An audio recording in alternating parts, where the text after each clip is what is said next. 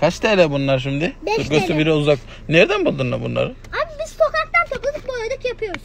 Boyuyorsun bir de o kadar. Bir tanesi mi 5 TL? Evet bir tanesi 5 TL. Oha pahalıymış lan bir tanesi sokakta bulmaz 5 TL. He abi öyle değil. Tamam al tamam taşlarını al taşlar lazım değil bana. Para da vereyim sana para mı istiyorsun? Abi ama al be. Yok almadım sen can sev.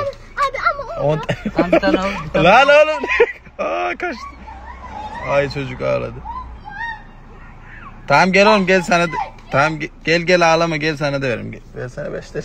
Başka yok mu? Tamam bozuk. Bekle ana. Tamam gel. Niye kavga ediyorsun?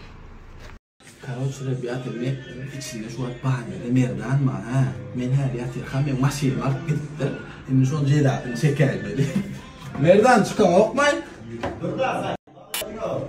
Vallahi edeceksin giyle la. Merdan sen.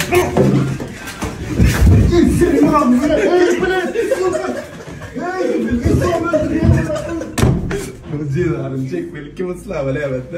En de çek beni. Siktir git. Elle çek abi. Yung mga tara to, di naman natin mo. İleride 2 yumurta o zaman 3 yumurta var. Ayun.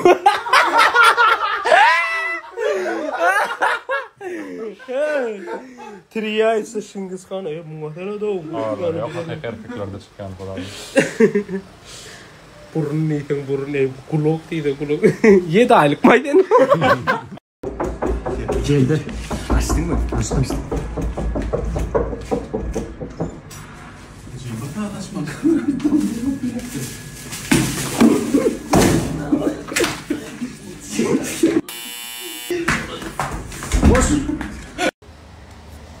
İki koluna parayı var mı? Bir kartı var. Bu kadar kaçaklar yığınayanlar ayrıca 15 gün oturup köy oraya çıksın iyice. Taçın hepsi yırtırlar ama.